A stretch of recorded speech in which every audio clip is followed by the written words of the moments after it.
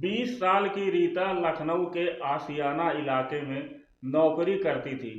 देखने में वह ज्यादा सुंदर तो नहीं थी, पर उसमें चुलबुलापन जरूर था। सांवले रंग में भी तीखापन, जो हर किसी को भी अपनी तरफ खींच लेता था। दिल खोलकर बात करने की उसकी अदा से सबको लगता था कि वह उसे दिल दे बैठी है। रीता अपने गांव से शहर आई थी। उसे अपने हुनर से पैसा कमाकर जमीन खरीदनी थी। उसके बाद अपना खुद का घर बनाएगी। बहुत सारे लोगों से मिलती जुलती थी। उन्हीं लोगों में से एक था अविनाश। अविनाश उम्र में रीता से करीब 10 साल बड़ा था। इसके बाद भी रीता और अविनाश की आपस में गहरी दोस्ती हो जाती है। रीता काम पर जाती तो उसे लाने ले जाने का काम अविनाश ही करता था। रीता को भी इससे सहूलियत होती थी।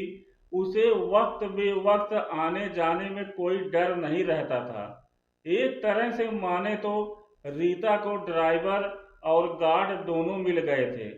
दोस्ती से शुरू हुई यह मुलाकात धीरे धीरे रंग लाने लगी। वक्त के साथ दोनों के संबंध गहराने लगे।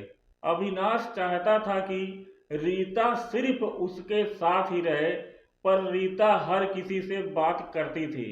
उसके खुलेपन से बातें करने से हर किसी को लगता था कि रीता उसकी खास हो गई है। अविनाश और रीता का चक्कर चल ही रहा था कि तभी रीता की मुलाकात एक और लड़के से होती है। उसका नाम था इंद्रपाल। जहां पे रीता काम करती थी, वहीं पे इंद्रपाल भी काम करने के लिए सीतापुर से लखनऊ आया था। अब रीता अविनाश के बजाय इंद्रपाल के साथ आने जाने लगी। अविनाश और इंद्रपाल में अंतर यह था कि इंद्रपाल रीता की उम्र का था। अविनाश को रीता और इंद्रपाल का आपस में मिलना जुलना बिल्कुल पसंद नहीं था। वह सोच रहा था किसी दिन रीता को अच्छी तरह से समझाएगा।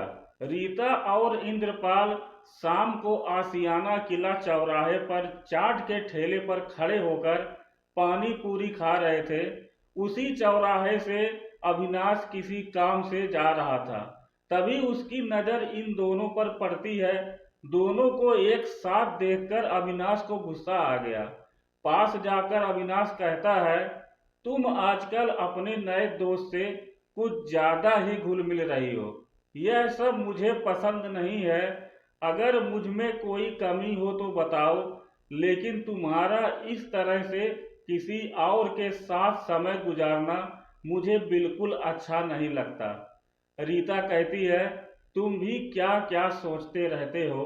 हम दोनों सिर्फ दोस्त हैं। कभी कभी इंद्रपाल के साथ घूमने चली जाती हूँ। इससे तुम्हारे मेरे संबंध में कोई फर्क नहीं पड़ेगा। तुम ज्यादा परेशान मत हो। अविनाश कहता है, देखो, तुम्हें फर्क भले न पड़ता हो, पर मुझे पड़ता है। मैं इसे सहन नहीं कर सकता।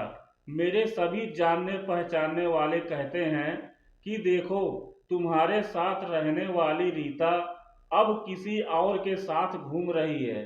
रीता ने कहा, लोगों का क्या है, वे तो सिर्फ बातें बनाना जानते हैं। तुम उनकी बातों पर ध्यान ही मत दो। तुम मुझ पर यकीन नहीं कर रहे हो, इसलिए लोगों की बातें सुन रहे हो। रीता, मैं यह सब नहीं जानता। बस मुझे तुम्हारा उस लड़के के साथ रहना पसंद नहीं है। जिस तरह से तुम उसके साथ घूमने जाती हो, उससे साफ लगता है कि तुम मुझसे कुछ छिपा रही हो। रीता ने अविनाश से बहस करना ठीक नहीं समझा। वह चुपचाप वहां से चली गई। उसे अविनाश का इस तरह से बात करना बिल्कुल पसंद नहीं आया। रीता मन ही मन सोचने लगी, अविनाश से कैसे पीछा छुड़ाया जाए। यही बात अविनाश भी सोच रहा था। अविनाश रीता के गांव जाता है। वह रीता के चाचा से मिलता है।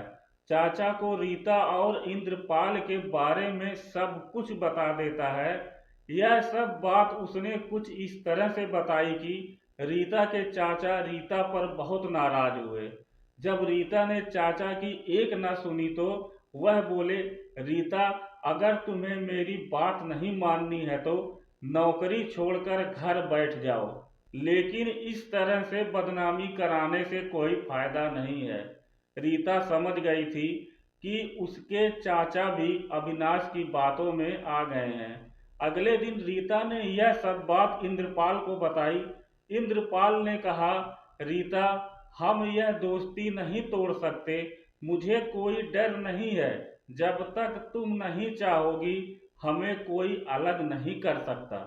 रीता को अच्छी तरह पता था अविनाश अपनी बात का पक्का है। वह अपनी जिद को पूरा करने के लिए किसी भी हद तक जा सकता है।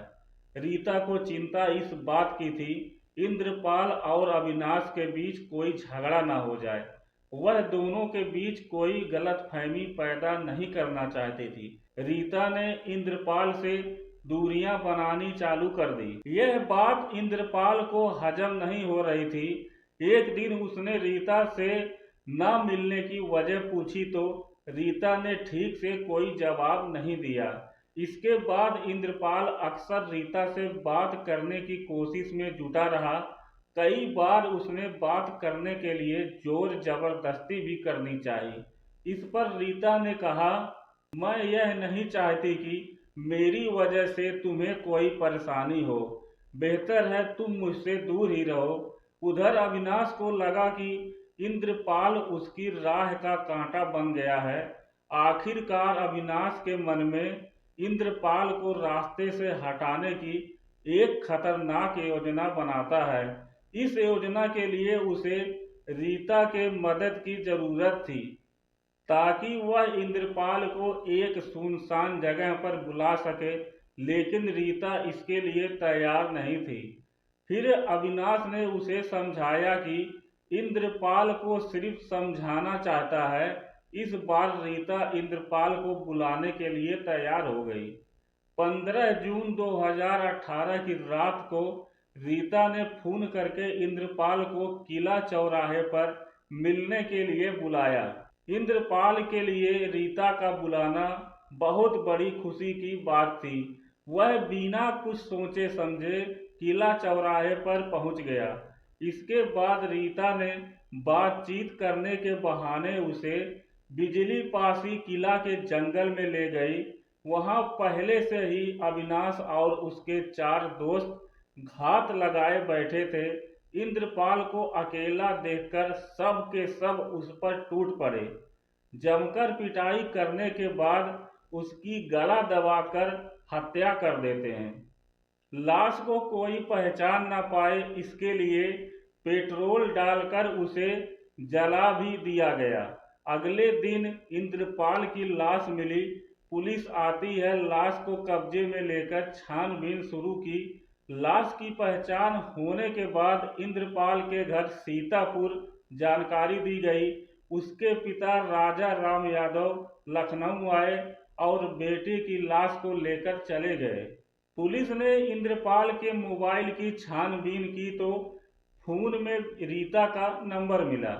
नंबर की डिटेल से पता चला फिलहाल अविनाश तो फरार है, लेकिन उसके साथी पुलिस की गिरफ्त में हैं।